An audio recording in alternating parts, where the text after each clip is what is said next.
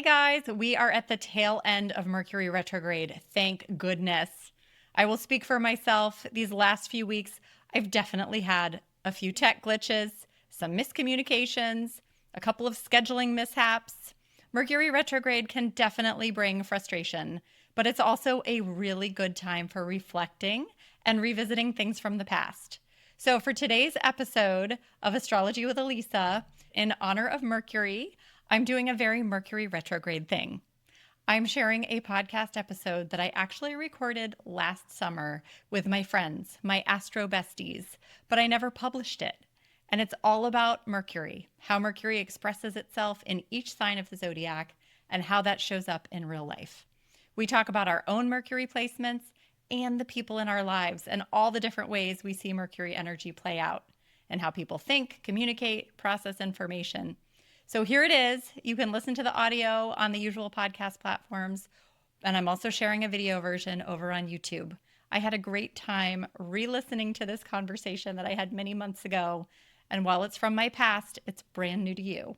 So it felt like the perfect way to wrap up Mercury retrograde. I hope you enjoy this episode, and definitely listen for your own Mercury sign and see if you can spot your friends and family in some of the other signs as well. Hi, everyone. I am super excited. We are going to do the planet Mercury today and talk about real life examples through the signs, just like we did for our very first one on the moon sign episode. Because whereas the moon is our emotions and how we process our feelings, Mercury is how we bring that out to other people. And no matter how introverted you may be or how private you may be, there's not a day that goes by that we are not communicating in some way with somebody.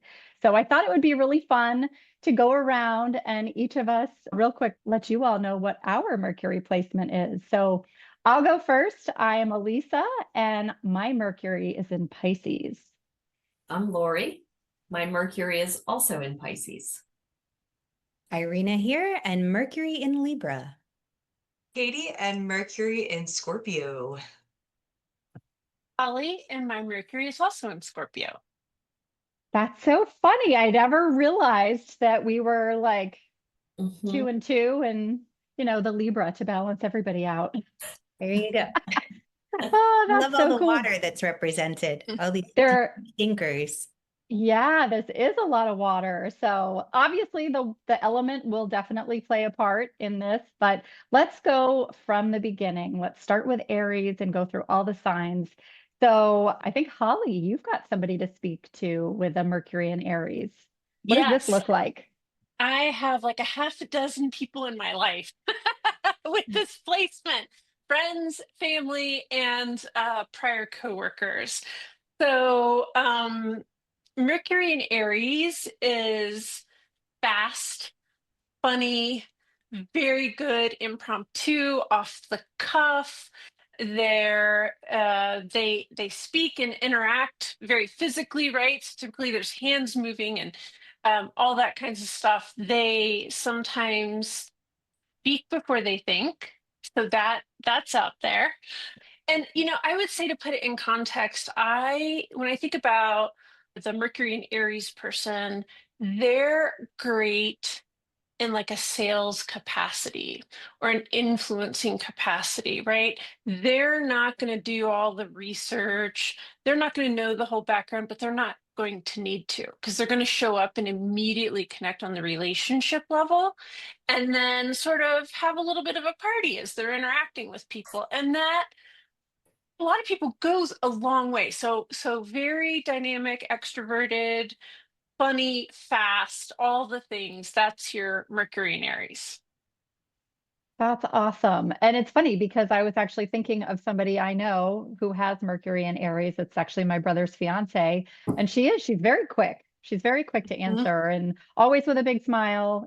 I never really thought before about Mercury in Aries as being fun, right? Mhm. But yeah, I see it. I see it. All right, cool. So moving on to Taurus. Taurus, I think, Irina, you have somebody. I do. Someone very close to me with a Mercury in Taurus. And it's an interesting thing because you talk about Mercury, and sometimes we run up against people where we feel like we hit a brick wall. Like, how do I communicate with this person? And we talked about the moon on an emotional level. And so for Mercury, it's this intellectual level. How do I have a conversation? And with a Mercury in Taurus, no one is going to change their mind. They need time and space to sit with it. They play the long game. And when I say the long game, I mean long, long, long game. There's a patience and this steadiness with them where they are kind of, and I use this in a very loving way, kind of plodding along. You know, they're like, okay, it's a methodical approach in the sense of they have this vision that they're going towards. And it's not like, let's say, the Capricorn vision of the big picture of the Aquarian, but they know what they want and they're willing to just show up day after day and do what's needed. There's a patience there. And it's fabulous because they have that patience. Where it's frustrating is, I want to have a conversation. What are we doing about this? Let's go somewhere. Let's do something. No, no, no, no. The more you push, the more they will dig their little Taurus hooves in, and they will come to their own understanding after time. It just really feels like a very long time. But I always say it's like laying the groundwork or laying the tracks for the big picture. And they do achieve what they want. There's a tenacity, but there's a patience that comes, there's a contemplation. So I know when I've had conversations with my Mercury in Taurus person, they're a great listener. But I definitely, there's no way I'm changing their mind unless I catch them by surprise and I do everything around them and they have no choice. Then they'll be angry. That's funny because I was thinking through this as you're speaking because my dad and my daughter both have their Mercury in Taurus, but it shows up very differently in each of them and a little bit different from what you just described. So my dad, I mean, he was a college professor for many years, so he definitely can lay out points very slowly and methodically and carefully for understanding. So that for sure is a Mercury in Taurus. Um, but then my daughter, it's funny. I mean, I will be giving her instructions on, hey, before you leave, to go ride your bike or whatever, or go to school, I need you to do X, Y, Z, 1, 2, 3. And she'll look at me and she'll say, Mom, can you not tell me all of these things all at once? And I'm like, okay. So I've learned that even because lots of times, like I am very much like, go, go, go, go, go. And I want to have the list. And so do other people in my family, but she doesn't want the list. She just wants to know, what do I need to do first? And then she'll do it. And then she'll take the next direction and then she'll do it. So I've had to, learn a little bit more patience myself in talking through things that need to be done with her. So it's kind of funny. You know what, Elisa, I'll jump in. It's so funny you mentioned the list because my Mercury and Taurus person always says, just make a list, just make a list. But they do that to distract me, to get me to stop from talking because my Mercury and Libra wants to go da, da, da, da, da, da, da, da, da, da, da, and they're like, oh, just make a list.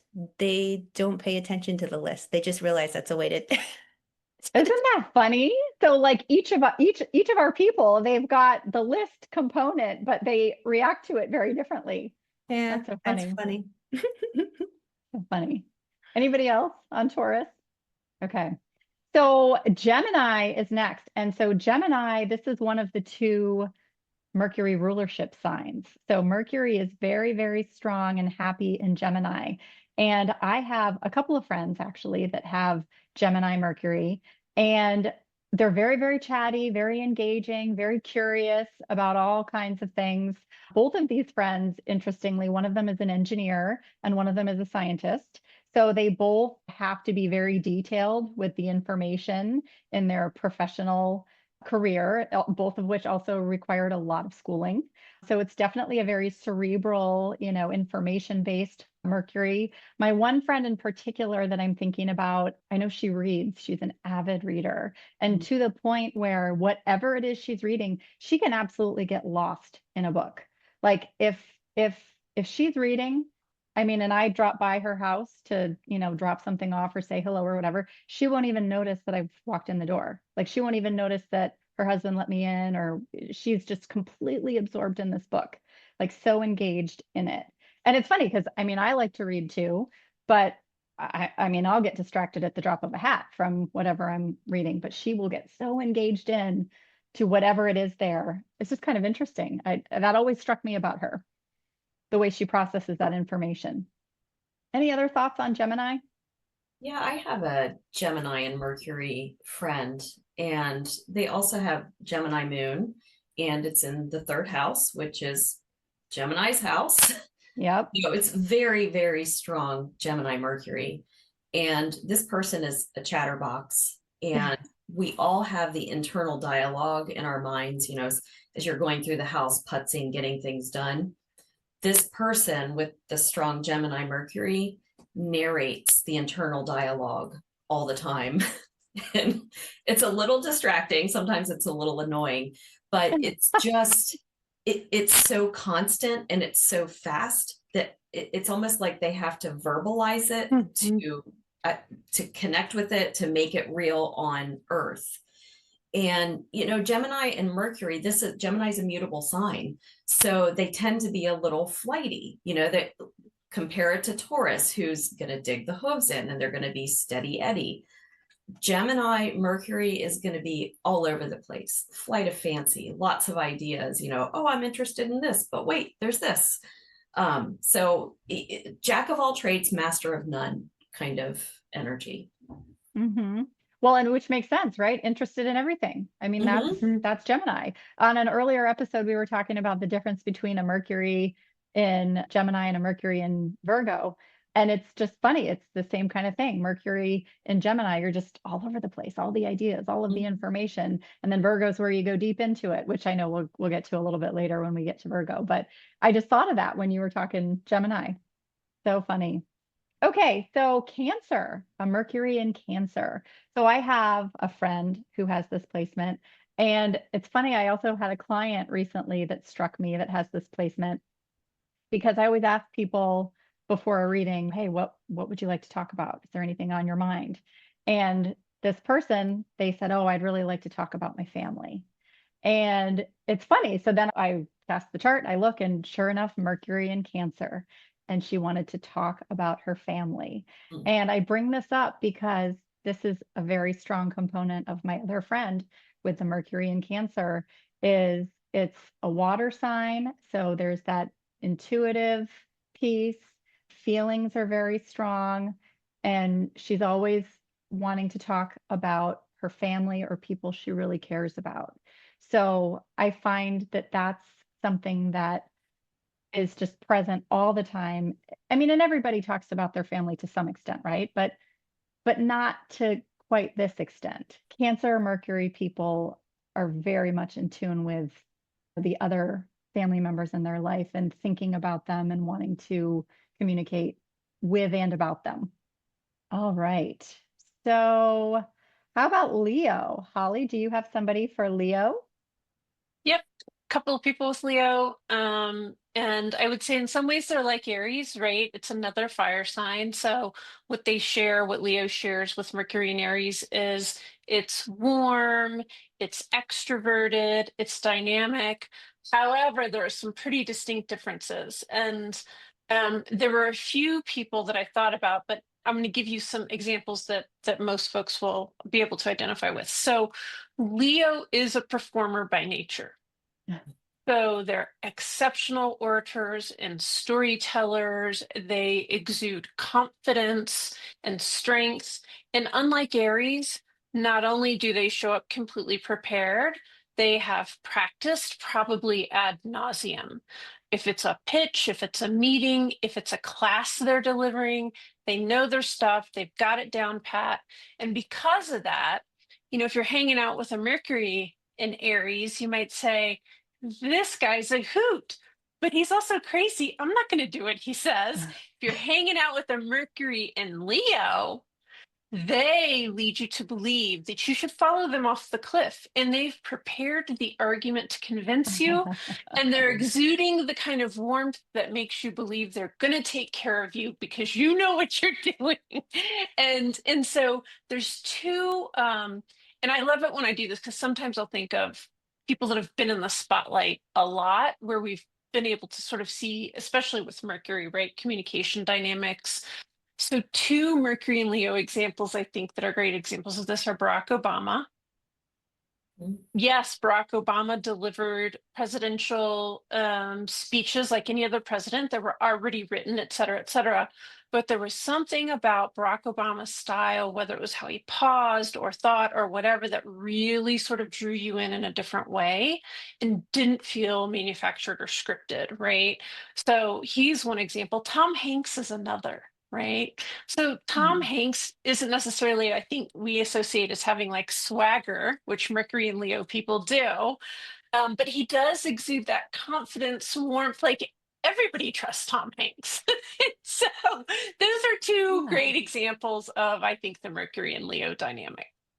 That's awesome. I never really thought about that, like about building the trust factor, but you're right. When you really think about it in terms of a theatrical performance and like memorizing your lines, I'm thinking about, somebody who's into debate, right? Or the Yeah. debate team.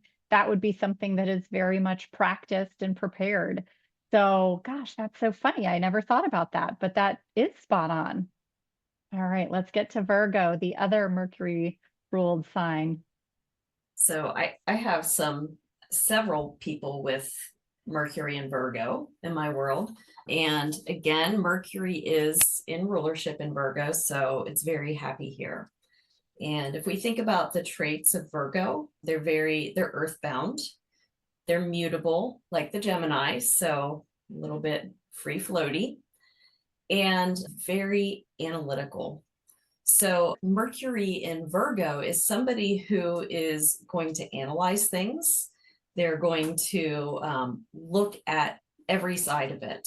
They're not just gonna like Taurus is gonna look at one thing, they're gonna dig in and that's where they go. Mercury in Virgo, they're gonna analyze all the different directions before they make a decision. Yeah, that's awesome. Okay. Irina, tell us about your Mercury in Libra. Yeah, the Mercury in Libra, what I love is that, something we've talked about together is that there are these common themes. So, like when you're learning astrology, it's wonderful to learn the elements and the modalities. Lori, as you mentioned, Gemini, Gemini's mutable and Virgo's mutable. So the thoughts can be easily transitioned. One of the things that I really resonate with is the elements as well. So Libra, Mercury in Libra, is in an air sign. And Libra as an air sign also likes to have conversation. So you talk, Lori, about the Gemini Mercury having to narrate everything, in their head as they're going around. Well, the Libra does this a little bit differently. They talk to themselves too, most definitely. I speak from experience, but we love to have conversations with other people. So you think about the Libra as that scale, and they're looking for the sweet spot. Because one of the things that I've learned over the years is you always hear, oh, Librans are in balance, they're in harmony. We're actually striving to find the balance and harmony. We haven't quite figured out how to do it yet. So we'll go to the extremes. And when we're going to the extremes, we need to have conversations and get other people's opinions. Well, what do you think about this? Should I do this? They like to talk it out. I read all of the reviews, like literally my poor daughter. This is why my mother never wanted to go shopping with me. I found this out later. But like I'll be in the grocery store and I will literally read the ingredients on the whole back of the label. And then for the heck of it, I might just go on Amazon and see what people actually thought of the product. Did they like it? And it's just like, it takes me an hour to buy jelly. It's freaking ridiculous, but I need to make the right decision. Like, what's the sweet spot? Like people, oh, they want jelly. All right, well, if I have to buy jelly, is it going to be sweetened by, like real sugar or fruit juice? I don't know. What do the experts say? Let me see. And we can go to extremes. I mean, like I've been like super duper hippie, all natural, no chemical in my house, to like the other side at some point. So we're always kind of like, Gemini asking the questions and looking for the answers. We're searching, but it really can annoy people because it's like, just make a decision all right already. Why do you have to ask everyone else before you choose? So that's another part of that Mercury and Libra understanding is, okay, I do have to work it out. I do have to talk with other people. I need to find my sweet spot, but every now and then learning to just trust this inner knowing without needing to ask everyone else's opinion before you make the decision. So it's definitely a balancing act. We drive everyone crazy around us. That's so funny because as you were describing reading the ingredients and going to Amazon and, an hour to buy jelly, I was thinking to myself, this sounds a lot more like Virgo than Libra to me. Mhm. But when you describe it in the context of you wanting to make sure you get it right and you need to look at all these different points of view to figure out, is this really the right one? That's where that relationship element comes in, and that whole Libra indecision, on the high vibe, it's all about like balance and harmony, but on the low vibe, lots of times, people will be like, oh gosh, Libra, you're so indecisive, so it's funny. I saw some of that then when you were describing all of that. But isn't that funny how sometimes, you might see something that you might think, oh, I've got this pegged as a certain sign. And then it's really not, because when you really kind of get into the psychology of why this person is doing this, it might be a different sign that's driving it. Yeah, Yeah. yeah. Mercury in Virgo cares about being factually accurate. Yeah. Got it. Data Yes. detail, right? Mercury in Libra cares what everybody else thinks and what Thanks. they know, because there could be something that somebody else knows that they don't. Yeah. And Therefore, the reviews. Irina Yeah. referencing going to Yes. the Amazon reviews. Yes. Yes. Yeah. Yeah. Whereas the Virgo wouldn't care what the reviews Right. say if the fact is that the grape jelly has XYZ over the strawberry jelly. Yes. Okay, I Right. got it. See, so this is good. I learned something, because you just see, you can never ever know enough about astrology. And Irina, you said that Mercury and Libra can drive people crazy with all of that. You know what I will say on the flip side, I think they're excellent moderators. I think they're Yeah. excellent. They do excellent in arbitration. They're truly excellent, I think, in judges, Mm. right? Because when the thing isn't about them, the information specifically, like shopping is a very specific and personal thing, but they're able to take a lot of information and really figure out what the right balance is Yeah. based on everything and the people involved. Whereas Virgo can do the same analysis, but they're going to land on fact and Yeah. probably not Absolutely. consider the people component as much. Yeah. And Holly, you totally hit the nail on the head, spot on. Like when there is that, and a lot of times I think Mercury and Libra is put in the middle of deciding things. Yes. Whether it's in the friend group, like you've got that group of 3 and they're like the one in the middle, or Yep. it's in a position of like arbitrator or mediator. And one of the things that, again, I think could be a blessing and a frustration for the Mercury and Librans, or Libra and Mercury and Libra, holy cannoli, how am I saying this? Is that they can fit, see from all sides of the coin Mhm. happening. And then you add in, because I know this is flavoring as well, my experience of Mercury and Libra is that it squares my moon and it also conjuncts Pluto. So not only am I considering other people's opinions from that observational kind of remote way, I come up against their feelings and the intuitive hits that I get from them. So then you're like, I can so empathize with what you're going through. Oh, I totally empathize with, it's like Solomon, Mhm. what do you do in this situation? So it is interesting when you add the other flavors in. And Lori, you were saying, like Mercury changes its flavor when it shows up, let's say in the 3rd house, or it's Gemini and and it's in a different house. We'd start to take all of this into consideration. So that might be another thing as everyone's listening, that there might be some things you resonate with, and then you're like, well, wait a second, it shows up, like Elisa, you said, a little differently for your daughter and for your friend. Yeah. And that's where it's like the whole chart comes into play also. It's not just the planet. I mean, the planet definitely has its own sign, but also its place, and what is it with, and what is it talking to, in a good way or a not so easy way. And there is just so much more to it than just the one sign. Um, but yeah, these are really just kind of the basics on kind of what we see of each sign, and then take that in conjunction with everything else, and you get maybe a different picture sometimes. So wild. All right, so let's move on to Sagittarius. Katie, I think you've got somebody for this. We want to go to Scorpio. Oh my God. Yes, we do want to go to Scorpio. but that's okay because I also have a Mercury in Scorpio. Let's do Scorpio. Yes, let's do Scorpio. Yeah, so my Mercury is in Scorpio and my husband's Mercury is in Scorpio. And I know Holly, you also have a Mercury in Scorpio. So lots of them. But really what I think it boils down to is speaking when you feel like you have something important to say and not just adding fluff to the conversation, not being able to go on long-winded things because it's like, let's just get to the point. That being said, me and my husband can talk for hours about some very deep topics because when you get two Mercury and Scorpios together, we go down the rabbit hole together. And the next thing you know, it's been hours and we're like uncovering all the secrets of the issue at hand and really trying to understand, what is the motivation behind that? Why is that situation behaving in this way? And it can get pretty detailed. So it's not really adding like a bunch of adjectives, it's adding substance to the conversation.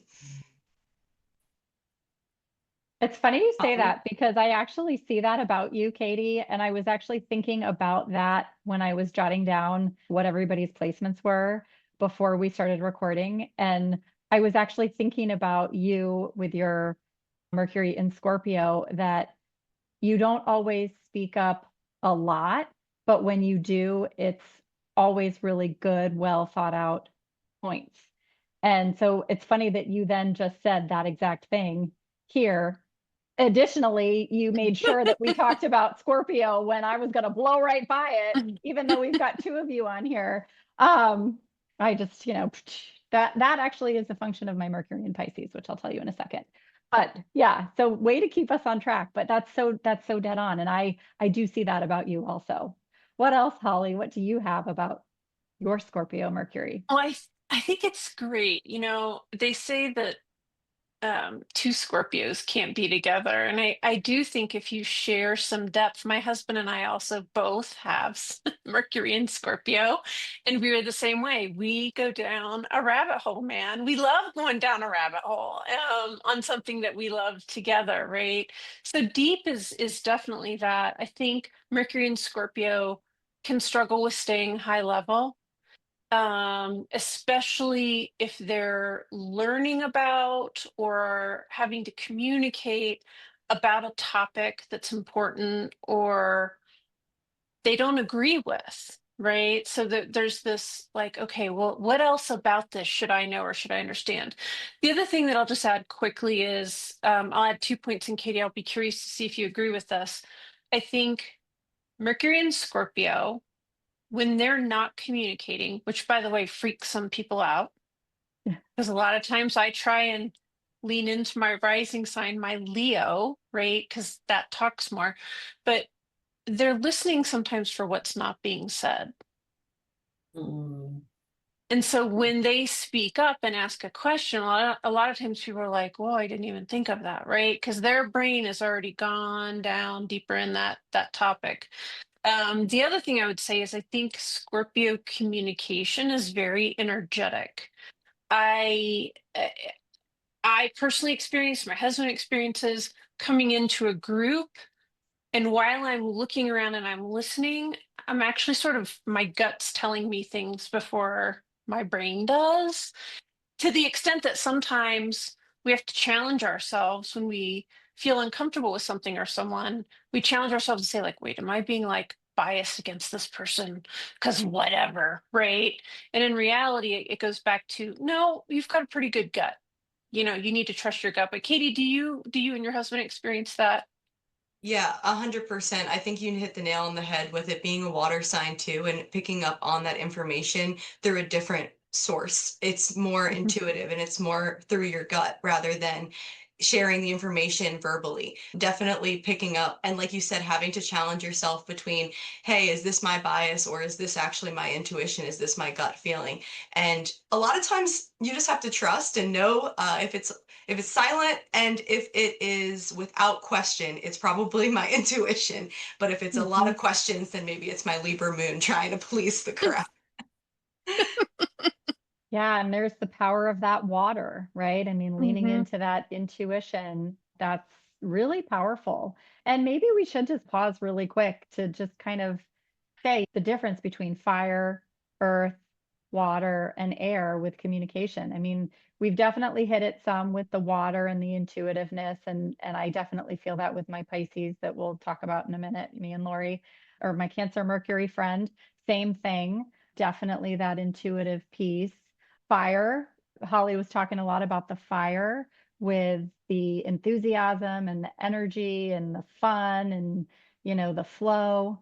The air, it's chatter, chatter, chatter, right? It's lots of communicating outwardly in words, Very social. Yeah. Yes, Mm. very, very social. And the earth piece, I mean, that's really laying the groundwork, like the Taurus and the Virgo really getting ingrained in the facts and the practicality. And we'll do Capricorn in a minute too, but it's really more grounded in what is real, right? Mm-hmm. So anything else anybody has to add on the element piece? Well, I think also the way that the information comes to us. So, Holly, you bring up a great point with the Mercury in Scorpio, you're getting a gut feeling. You're picking up on data and information. So you think Mercury, which is the data and the information, you're picking up on it in a very clear feeling way, clairsentient, like you're feeling it with that gut instinct. My Mercury in Libra, it's like chatter in my head, and I'll say, oh my God, so and so is angry with me. And everybody will be like, no, they're not angry with you. But I can almost hear them in my head, or I'll feel like my ears burning. Have you ever heard that term, like, oh, your ears must be burning? We were talking about you. And it's like, literally, like we become a little bit more sensitive to sound. I know that I'll pick up on certain things, or when we lose power in the house, it'll feel so good. It's like quiet, not the humming of the electronics, but like when we're talking with people, something might sound off. If you think about like the beautiful earth energy, when they're working and they're trusting and their mind is kind of intellectualizing, I get a very like tactile experience with my earth energy or earth Mercury people, where it's like they almost kind of need to like work it out, like different people learn differently. It's like, oh, a little bit of tactile. I need to feel it. I need to experience it. Let me taste a little bit of this and this. And then the fire people, there's almost this like burning, like when they're thinking it through, there's a sensation of inspiration, like, oh, I got to go for it. This lighting up within, this clear knowing. And I think it's interesting because it's not just our brain when we're talking about Mercury. When you add in the elements, the information can come in a different package, just like you might get an email or a snail mail or a phone call. How's the information coming to you? And that when people start to look for that and become aware of that, that can make a big shift in learning how to like, quote unquote, trust your gut, because it might not always be your gut. It might be coming in a different way. Such a good call out.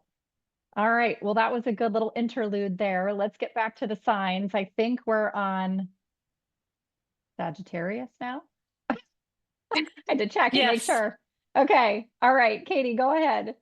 Yeah, I have a couple of friends with Mercury and Sag, and when I'm around them, we can get along and have really great conversations because Mercury and Sag people are also really trying to talk about philosophy and the meaning behind the world and all. And also it's kind of fun, like, hey, I have all of these trips I want to go on. I want to go travel the world. Like, how do I get to Europe tomorrow? And it can be really fun for my Scorpio Mercury to kind of talk about the philosophy piece of that. But then I start going deeper and they're like, wait a second, can we switch gears? I want us to talk about another high level. So like Holly was saying earlier, it's really easy for Scorpios to go deeper. Sagittarius Mercuries are going to want to stay really big picture, high level, really just the overarching themes of everything. And Mercury and Sag, I always laugh. One of my good friends, she's very blunt, honest and blunt. She will tell you exactly how it is, no matter what. You don't have to question what her true feelings are because she'll tell you. Sometimes it can be a little aggressive or come across like that because she's just speaking her truth, but Mercury and Sagittarius are not going to sit there and lie to you. Definitely not. And it's so funny because I was thinking about what Lori said earlier about Gemini and about chatter, chatter, chatter, chatter, and whether or not you want to hear it or not, you're going to hear it. And that's the same kind of thing with Sagittarius. Lots of times, Sagittarius, Mercury, whatever is on their mind, it's just immediately out their mouths. And it's funny because Gemini and Sagittarius are opposite each other. So they're on that same polarity in the natural zodiac wheel, but they are a little different still, you know. I mean, whereas Sag is big picture and Gemini's all the details, but it's the same kind of thing. It's just it's all needing to be expelled from them, you know, as as quickly or as unexpectedly to others as it is sometimes. So, but I also find like the Sag Mercury people in my life are usually very cheerful and upbeat, and they'll always communicate for the most part in a positive way. It might be outrageous, right? But it's typically positively outrageous. No filter. No filter. No filter. It's Mhm. usually kind of funny. All right. So then moving on to Capricorn. I've got a few Capricorn people, but Lori, I kind of want to hear about your person first. You have a Capricorn person I in do your have a life? Capricorn person, yes. So Capricorn and Mercury, similar to Virgo, this is in Earth, but Capricorn is cardinal. So a very different flavor. When Mercury is in Virgo, Virgo is mutable, so it's a little bit all over the place. Capricorn is cardinal. It's going to take action and move things forward. So Mercury, Capricorn, these are people that when they speak, you believe them. They're a leader. They're down to earth. Contrasting it with Holly talking about a Capricorn and Leo, you know, they practice, they really paint the picture. You'll walk off the cliff with them. Capricorn's a little different because it's not going to come across with the flair and excitement and drama and warmth of a Leo. Capricorns it can feel cold sometimes, but you trust what they say because there is a natural authority and leadership energy behind their words. They can sometimes tend toward the negative. I will say Virgo can also do that. I don't know if that's an Earth thing. I've honestly never contemplated that before, but a Capricorn Mercury might be a little blunt, and they're just going to say what they think. They're going to move forward with it. It's cardinal, and it may not always feel good hearing that. And I have had a Capricorn Mercury boss, and I will say they're not going to give you the good warm feels. They're not going to say, oh, you know, you did such a great job on this. And, you know, it kind of the feedback sandwich, you know what the feedback sandwich is. So here's the good thing. Here's the thing you need to improve. And then here's the other good thing. You know, we're going to wrap it up with a warm fuzzy. A Capricorn Mercury is not going to do that. They're going to say what they have to say, and they're going to focus on what needs to be dealt with. They're not going to focus on the happy, warm, fuzzy things. That rings true. I have a husband and a son that has a Capricorn Mercury, both of them, and they definitely, the communication is straight to the point. It is, what are we going to do? It's all about, what are we taking action on? If I'm just chitter chattering about something that happened, well, what's next? What's the story? What do we need to do? Capricorns are very much planning people, and so the communication typically is structured around the plans for the results of what is to come of whatever the discussion is about. The plan for moving forward. That's right. Cardinal That's movement. right.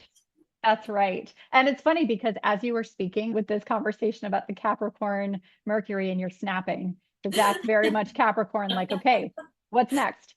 Yep. You know, it's just funny. So, and actually, that's really funny because that's going to tie into our Mercury in Pisces, the way you communicate. But we won't skip over another sign. I almost skipped over one. I won't skip over another one. Let's talk about Aquarius. Who's got an Aquarius person? Hey, I have an Aquarius person. So I like to talk about Aquarius in the Mercury aspect, definitely from the how they communicate out and then how they receive information and learn. I find Mercury in Aquarius typically to always be very highly articulate and intelligent. A lot of them will tell me they learn by osmosis. So many of them have some level of formal education, but when you interact with them, you would think it's a much higher level of formal education than it is actually the case, right? And it's because they're constantly absorbing information. And when they communicate, there is this sort of detached, sort of intellectual style about them that is great at getting information across and considering it from multiple angles. I would say they have a tendency to think about and speak about others in an altruistic way. So that's sort of the dichotomy of the Aquarius energy, right? It's seemingly detached, but at the same time, it really cares about everyone and the bigger picture in society and groups at large. And so they will often talk about, write about, etc., put themselves out there in that context. And so a great example that a lot of people resonate with, even though his style I think was a bit warmer, was Martin Luther King Jr. was Mercury in Aquarius, right? And so we sort of know that was his whole world, but think about how many speeches and how much we have from him, because communication was his means of trying to move the dial. On a more practical level, or I guess a smaller level, my family member who has this is very sort of, what do we need to get done for the greater good? Right? Like, can we clearly define what we need to get done for the greater good? Let's tackle what we need to do that serves everyone. And this person is big about camping and taking groups camping. And so that serves them very well because they're constantly sort of looking at the group at large and then bringing forward what needs to be discussed or decided. It's a good call out, especially the bit about when you said the detachment. They sometimes seem to detach from the individual who they're speaking to because they've zoomed way out to be Mhm. talking about the entire world or the entire group or whatever collective they're talking about in the moment. Mhm. So the care is definitely there. It just, you might not see Yeah. it on the individual level. Yeah, I have a Mercury and Aquarius friend, and the thing that's really noticeable about her is her mind is super fast. I Yes. mean, it just and the wit, she is so quick-witted. I mean, that things will come to her and she says it, and it's kind of out there. It's sort of it's odd humor. I get it though, and I love it. She's so much fun to be around, and it's funny because she's a Pisces sun, but she's got this Aquarian Mercury, and I'm a Pisces sun. I'm not Aquarius Mercury, and I do not have that quick wit.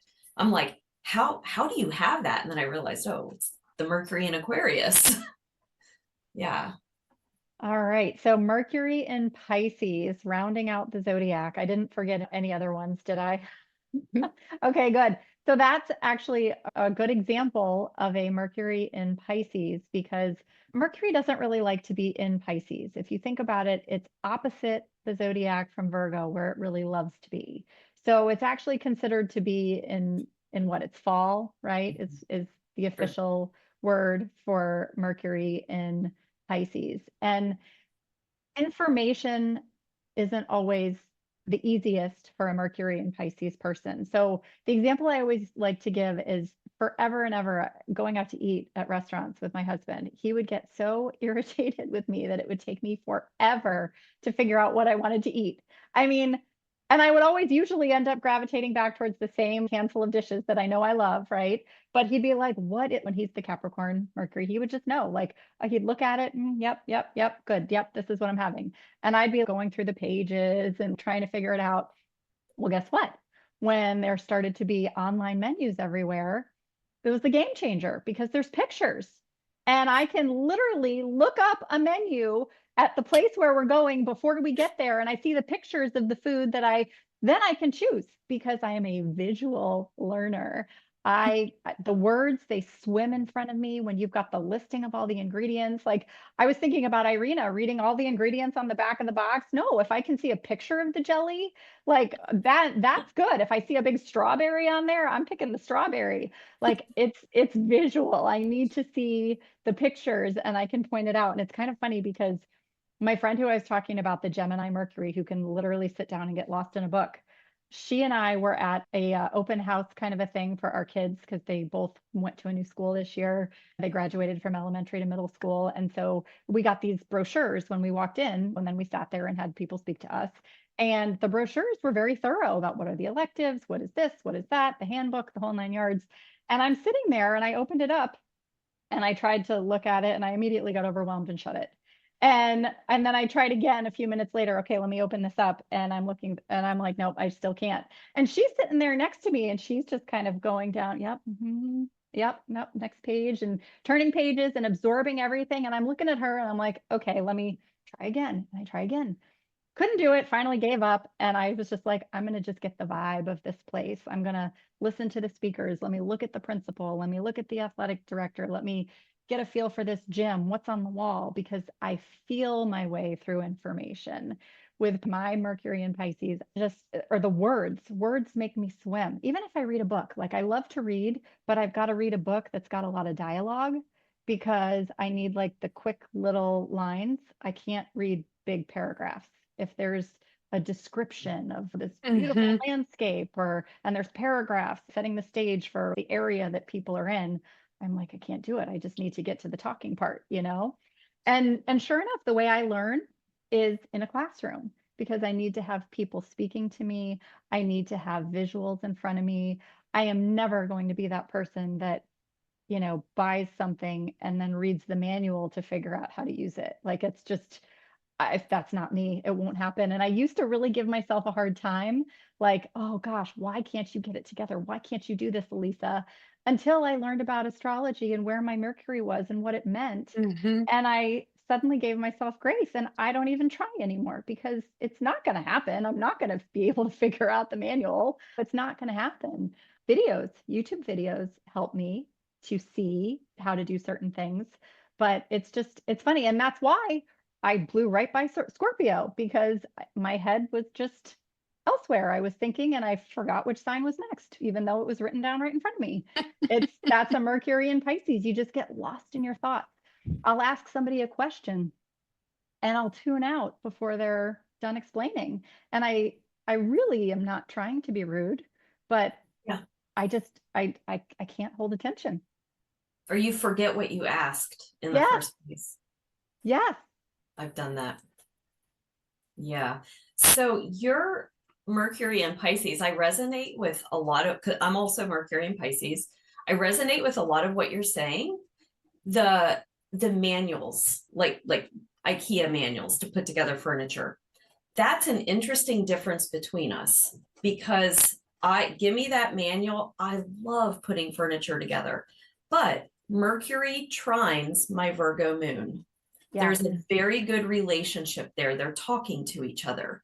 And that Virgo moon gives me the pulls in the analytical ability to be able to handle reading instructions like that and put it together. So it's helpful to think because nothing is black and white, you know, so you pull in the energy of another planet that is in relationship to whatever we're talking about, and it's going to give a whole new flavor to it. But the Pisces Mercury, I find myself struggling to articulate things sometimes. I intuitively feel whatever it is I need to say, and I have no idea how to put it into words for the other person to understand. And I find, especially at work in a meeting when I'm talking, explaining something, I always say, does that make sense? And I think it's because my Pisces Mercury is like, I think I'm just all over the place right now, you know, and I'm not sure if I'm coming across that way to other people. Perfect example of Pisces and Mercury, just right here in our recording. When we were talking about Virgo, I was distracted in my environment. I can see my cats in the background. I completely squirreled, could not remember any of the Virgo people in my life. And, you know, I can talk about what's Virgo energy and Mercury, but completely squirreled and couldn't think of any of the Virgo people in my life. So I had nobody to talk about. But a Mercury in Pisces is very sensitive to everything around them. They feel it. They feel it. So similar to, we talked about the other water signs with Mercury, Cancer and Scorpio. You're also intuitive. Same with Pisces, where we feel it. And Pisces is mutable. So remember, the mutables like this and this and this. So we're feeling it all. And sometimes it's very hard to ground. After my squirrel episode, before I grabbed a stone, I have a big rock on my desk and I hold it in my lap to ground me. My Mercury in Pisces needs that. Maybe I need to do that because I don't have any stones that I hold in my lap to ground me, and I'm all over the place. And it's funny because when you were talking about how other planets come in and your moon in Virgo trines your Mercury, which is a helpful, good aspect, you know, Neptune, which is the ruler of Pisces, is actually in square to my Mercury. It's a wide square, but it's there. And it's funny because I had a chart reading several weeks back where the person had this aspect, and I never really thought about it in this way, but I was looking through some books and, you know, okay, what new can I learn? What thing new can I learn? What new thing can I learn? See, I can't even speak properly all the time. That will help me in this chart reading. And as I was reading this one book, I forget which book it was, about this one thing specifically, it actually said something along the lines of, this person is going to have to work very, very hard to focus on a conversation with others, you know, and kind of like what I was speaking about, where I'll ask a question and then before it's been answered, I'm not here anymore in my brain. I mean, I'm here, you see me here, but I'm not here. And it's just funny because I was thinking to myself, oh, thank you, God. I got to do this chart for this lady so I could also learn a little bit more about myself here in this particular dynamic, because, you know, I don't even remember if we got to the point where we talked about that specifically with her, but it is so true for me, 100%. One of the things that makes me really excited, Lori and Elisa, that I both hear you saying is that, you know, when we learn something like astrology, we can finally have compassion and grace towards ourselves and other people. You know, think about like when you've tried to have, like any of us, you, rhetorical you, we've tried to have conversations with people and they space out, or, you know, you try to have conversation with someone and you just can't get through. They're not going to change their mind. They've made it up. And you get so frustrated and you think, why can't I be better? Why can't I get my act together, my life together? Everybody else can do it. Or why can't I get through to this one person? And we get so frustrated. But when we learn the astrology of it, it's like learning a piece of music. I get chills. We all process the data and information in different ways. We all articulate it and speak it in other ways.